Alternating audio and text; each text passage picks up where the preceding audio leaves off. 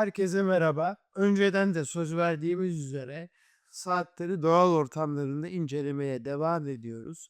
Bugün takım elbiseyle çok şık duran bu Square saati birazdan yola çıkıp Edirne'de Saros Körfezi'nde suyun altında inceleyeceğiz. Herkese şimdiden iyi seyirler.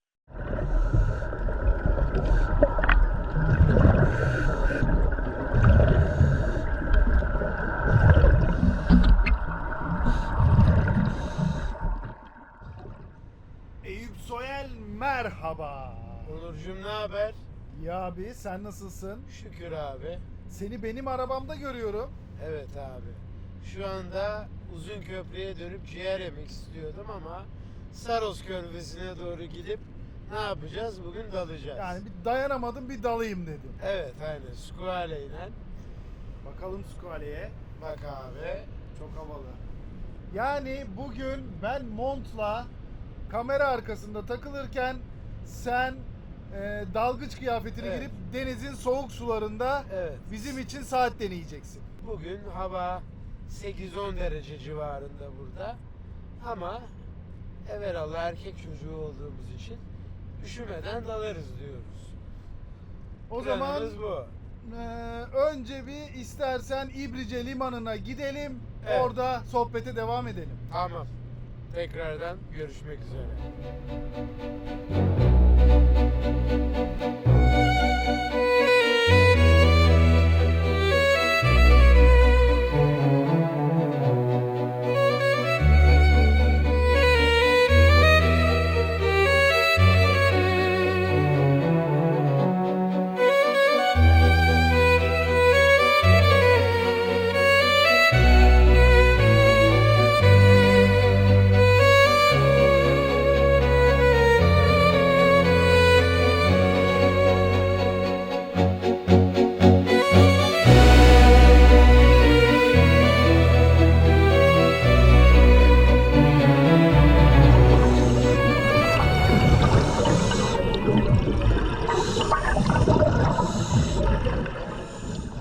Evet, Eyüp Soyel limana geldik. Evet, bugün Edirne Saros Körfezi'nde İbrice Limanı'ndayız. Hava yaklaşık bir 11-12 derece. Burada birazcık ısındı. Bir mottomuz vardı. İşte diyorduk ki saatleri doğal ortamlarında inceleyeceğiz. Regatta timer'ı kürek üzerinde anlattığımız günden sonra bundan sonra dalış saatlerini de usulüne uygun olarak suyun dibinde inceleyeceğiz. Evet arkadaşlar yorumlarda bol bol yazıyordu. Sen de söylüyordun ve o Evet. beklenen gün geldi. Şimdi bugün ben de uzun zamandır dalmadığım için yani daha derin olmayan 15-20 metre civarlarında bir dalış gerçekleştireceğiz. İleriki dalışlarda Türkiye'de yasak ama belki yurt dışında deneriz. Trimix'li dalışlar bile yani 3 gaz helyumlu dalışlar bile yapacağız inşallah. Evet, Planımız aşama bu. aşama dalış Evet. hikayesi devam edecek. Evet. Bugün İbrice Limanı'nda 20 metrelik bir sportif dalışla başlamış Evet, oluyoruz evet. galiba. Ve Squale ile beraberiz Evet. bu dalışta abi. Bugün Squale 1545 ile beraberiz. Markanın aslında desk diver diye tanımladığı yani giriş saati ama aynı zamanda böyle bir retro tasarıma da sahip olan vintage saat tasarımını seven dostlarımıza hitap eden bir modelleyiz. Gene bugün yani markanın giriş seviye saatinden sportif dalışın neredeyse sınırlarını zorlayacağız. Harika abi. Şimdiden suyun altında şansın bol olsun diyorum. Eyvallah. Dekosuz bir dalış. Dekosuz bir dalış diyorum ve zaten şu an seni bir hazırlanırken çekeceğim. Evet. Sonrasında belki kısa bir sohbet ve dalış. Evet. Hadi. Sevdi mi burayı? Bayıldım. Çok sevdim. Tamam. Şunu şöyle Çevirdik. Bakalım ne kadar havamız var. 200 var, havamız var. Yani tüpümüz dolu. Evet. Altın şöyle kalır. Süper. Eyüp Soyel ekipmanlarını giydin. Evet. Dalışa hazırım mı diyorsun? İnşallah. Özgür Hanım sana işte detayları da edecek, anlattı, aynen. eşlik edecek. Hava Berabersiniz. zaten buz gibi. Evet. Ne dediler az önce su altındaki su sıcaklığıyla ilgili? 10-11 derece değil. 10-11. İnşallah. Buzluktan hallice. Aynen öyle. Nasıl bir dalış bekliyor sence? Soğuk. Soğuk. Sukale hazır, sen hazırsın. Aynen öyle. Artık ben de kıyıdan keyifle izleyeceğim senin suya girişini. Zevkle. Görüşmek üzere. Bay bay. Şimdi abi saatimizi taktık. Birazdan ayarlamalarımızı yapacağız. Saatimizi ayarlayacağız. Buradan dalışımıza başlayacağız. İleride bir cep varmış. Oraya doğru inip 5 metre derinliğe düşeceğiz.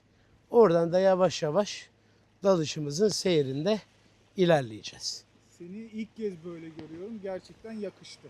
Sağ ol dostum. Yani konuya hakim duruyorsun. Eyvallah. Su altında sukale ile neler yapacaksın bugün abi deneyim olarak?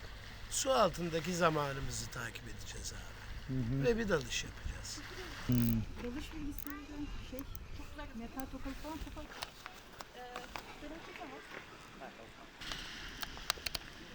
Evet.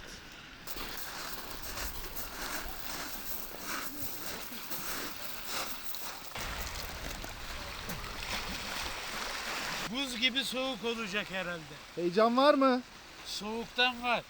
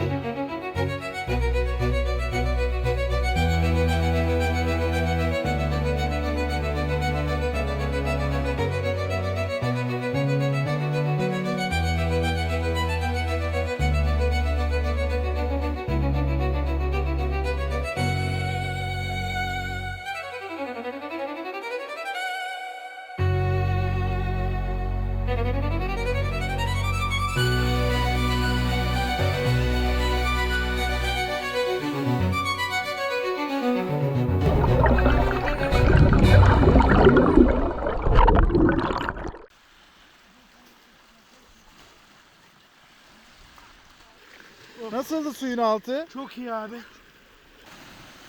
Güzel bir dalga oluyormuş ya. Evet, Mart ayında denize dalmak nasıl bir şeymiş Eyüp Soyer? Baba vallahi kıyafet çok iyi. Yani ben umduğumdan çok daha az üşüdüm. Harika. Zaten şu anda gayet olduğun yerde durabiliyorsun. Normalde bir koşuşturman gerekebilirdi. Tabii. Dur şunu bir boşaltalım. Oh. Allah.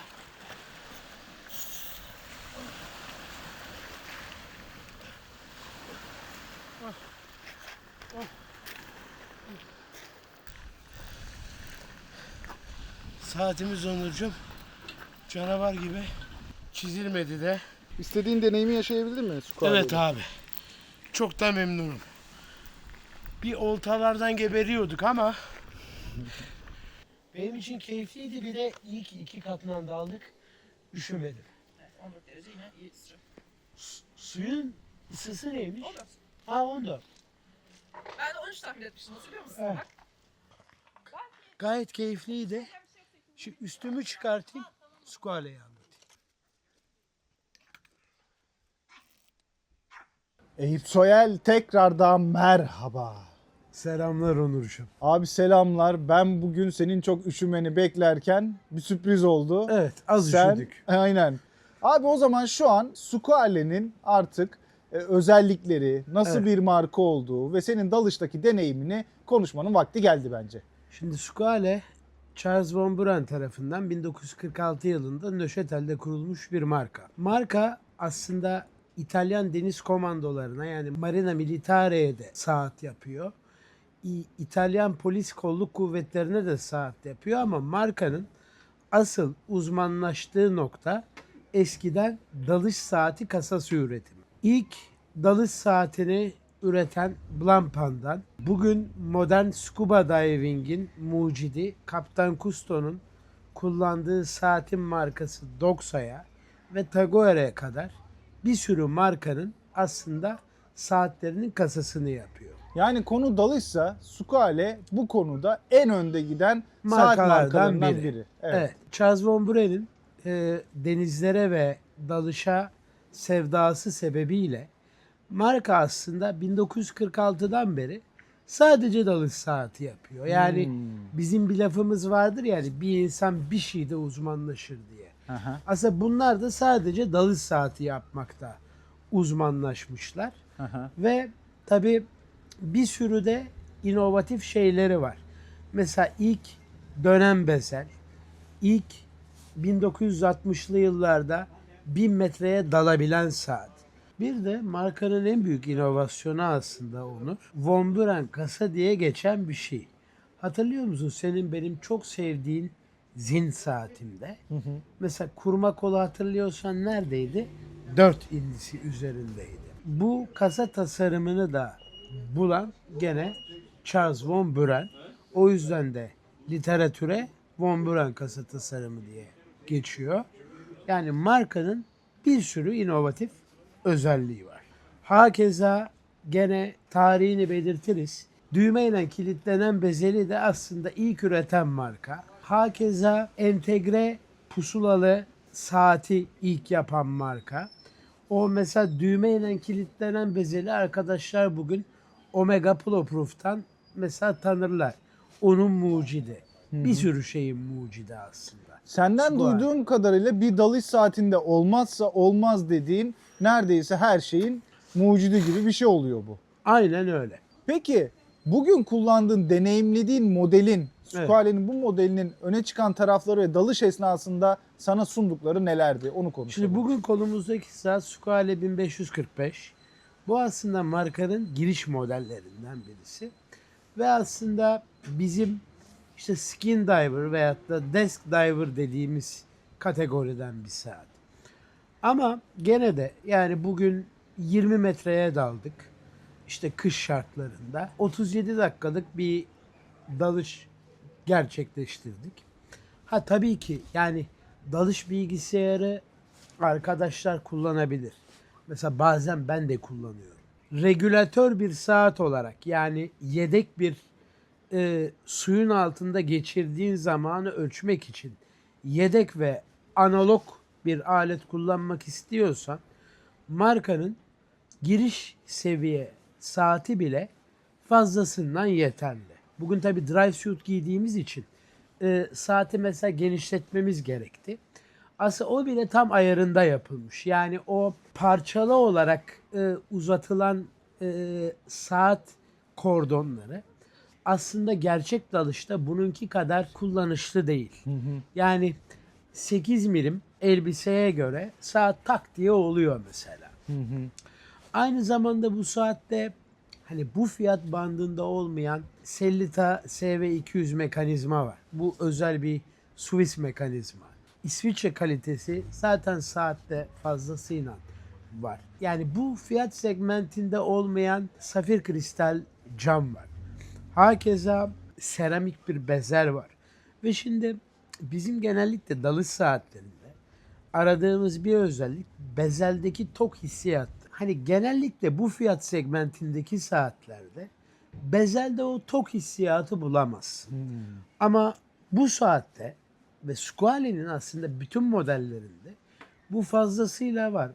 Bunu da markanın dalış DNA'sından ve dalış saati kasaları üretmesindeki tecrübesinden kaynaklı olarak bu işte bezeldeki tokluk, hani kasadaki o bold dediğimiz yapı aslında tamamen bundan kaynaklı. Sukale'nin anlamı da köpek balığı Evet. bildiğim kadarıyla. Logoda da Fransızca'da zaten var. aynen öyle. Kasketimizin de üzerinde olduğu gibi. Yani köpek balıkları diplerde çok Evet.